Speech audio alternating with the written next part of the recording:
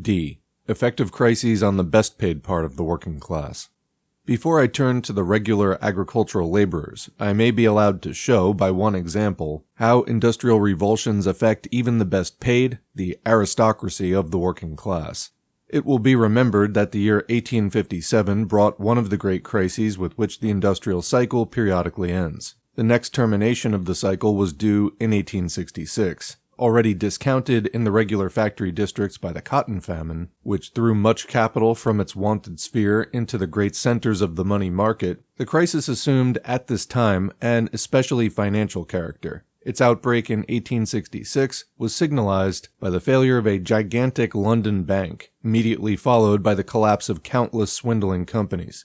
One of the great London branches of industry involved in the catastrophe was iron shipbuilding. The magnates of this trade had not only overproduced beyond all measure during the overtrading time, but they had besides engaged in enormous contracts on the speculation that credit would be forthcoming to an equivalent extent. Now a terrible reaction set in that even at this hour, the end of March 1867, continues in this and other London industries. Footnote quoting from Reynolds' newspaper, January 20th, 1867, "Wholesale starvation of the London poor. Within the last few days the walls of London have been placarded with large posters, bearing the following remarkable announcement: Fat oxen, starving men. The fat oxen from their palace of glass have gone to feed the rich in their luxurious abode, while the starving men are left to rot and die in their wretched dens." The placards bearing these ominous words are put up at certain intervals. No sooner has one been defaced or covered over than a fresh set is placarded in the former or some equally public place. This reminds one of the secret revolutionary associations which prepared the French people for the events of 1789. At this moment, while English workmen with their wives and children are dying of cold and hunger, there are millions of English gold, the produce of English labor, being invested in Russian, Spanish, Italian, and other foreign enterprises. Back to the main text. To show the condition of the laborers, I quote the following from the circumstantial report of a correspondent of the Morning Star, who, at the end of 1866 and beginning of 1867, visited the chief centers of distress. Quote, "In the East End districts of Poplar, Millwall, Greenwich, Deptford, Limehouse, and Canning Town, at least 15,000 workmen and their families were in a state of utter destitution, and 3,000 skilled mechanics were breaking stones in the workhouse yard, after distress of over half a year's duration. I had great difficulty in reaching the workhouse door, for a hungry crowd besieged it. They were waiting for their tickets, but the time had not yet arrived for the distribution. The yard was a great square place with an open shed running all round it, and several large heaps of snow covered the paving stones in the middle. In the middle also were little wicker-fenced spaces like sheep pens, where in finer weather the men worked. But on the day of my visit the pens were so snowed up that nobody could sit in them. Men were busy, however, in the open shed breaking paving stones into macadam. Each man had a big paving stone for a seat, and he chipped away at the rime-covered granite with a big hammer until he had broken up, and think, 5 bushels of it. And then he had done his day's work and got his day's pay, 3 pence and an allowance of food. In another part of the yard was a rickety little wooden house, and when we opened the door of it, we found it filled with men who were huddled together shoulder to shoulder for the warmth of one another's bodies and breath. They were picking oakum and disputing the while as to which could work the longest on a given quantity of food, for endurance was the point of honor. 7,000 in this one workhouse were recipients of relief. Many hundreds of them, it appeared, were 6 or 8 months ago earning the highest wages paid to artisans. Their number would be more than doubled by the count of those who, having exhausted all their savings, still refuse to apply to the parish because they have a little left to pawn. Leaving the workhouse, I took a walk through the streets, mostly of little one-story houses that abound in the neighborhood of Poplar.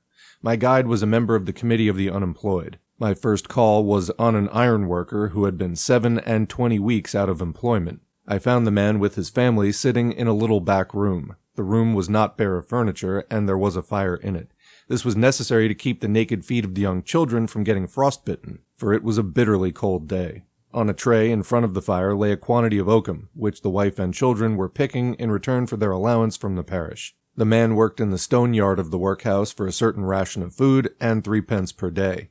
He had now come home to dinner quite hungry, as he told us with a melancholy smile, and his dinner consisted of a couple of slices of bread and dripping, and a cup of milkless tea. The next door at which we knocked was opened by a middle-aged woman who, without saying a word, led us into a little back parlor, in which sat all her family, silent and fixedly staring at a rapidly dying fire. Such desolation, such hopelessness was about these people and their little room, as I should care not to witness again.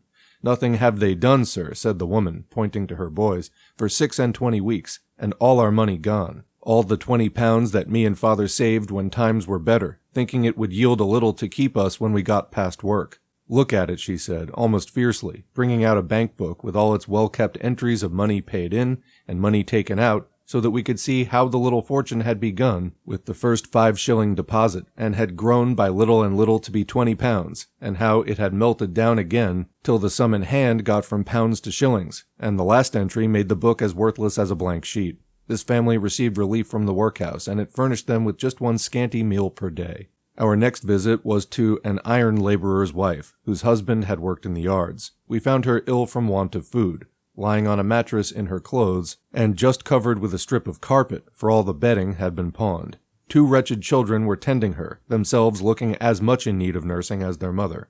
19 weeks of enforced idleness had brought them to this pass, and while the mother told the history of that bitter past, she moaned as if all her faith in a future that should atone for it were dead. On getting outside, a young fellow came running after us, and asked us to step inside his house and see if anything could be done for him. A young wife, 2 pretty children, a cluster of pawn tickets, and a bare room were all he had to show." Unquote.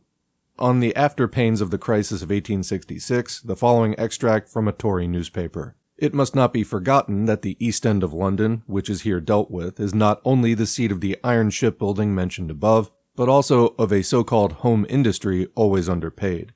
Quoting the Standard, 5th April 1867, "A frightful spectacle was to be seen yesterday in one part of the metropolis. Although the unemployed thousands of the East End did not parade with their black flags en masse, the human torrent was imposing enough. Let us remember what these people suffer. They are dying of hunger. That is the simple and terrible fact. There are 40,000 of them. In our presence, in one quarter of this wonderful metropolis, are packed, next door to the most enormous accumulation of wealth the world ever saw, cheek by jowl with this, are 40,000 helpless, starving people. These thousands are now breaking in upon the other quarters, always half starving. They cry their misery in our ears. They cry to heaven. They tell us from their miserable dwellings that it is impossible for them to find work, and useless for them to beg. The local ratepayers themselves are driven by the parochial charges to the verge of pauperism." Unquote. As it is the fashion amongst English capitalists to quote Belgium as the paradise of the laborer because, quote, "freedom of labor," or what is the same thing, so-called freedom of capital, is there limited neither by the despotism of trade unions, nor by factory acts, a word or two on the, quote, "happiness" of the Belgian laborer.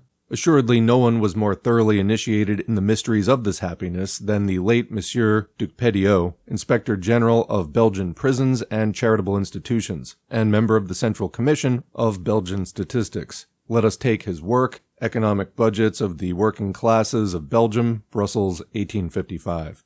Here we find, among other matters, a normal Belgian laborer's family, whose yearly income and expenditure he calculates on very exact data, and whose conditions of nourishment are then compared with those of the soldier, sailor, and prisoner. The family, quote, "consists of father, mother, and 4 children. Of these 6 persons, quote, 4 may be usefully employed the whole year through. It is assumed that, quote, there is no sick person, nor one incapable of work among them, nor are there, quote, expenses for religious, moral, and intellectual purposes, except a very small sum for church sittings, nor, quote, contributions to savings banks or benefit societies, nor, quote, expenses due to luxury or the result of improvidence," unquote.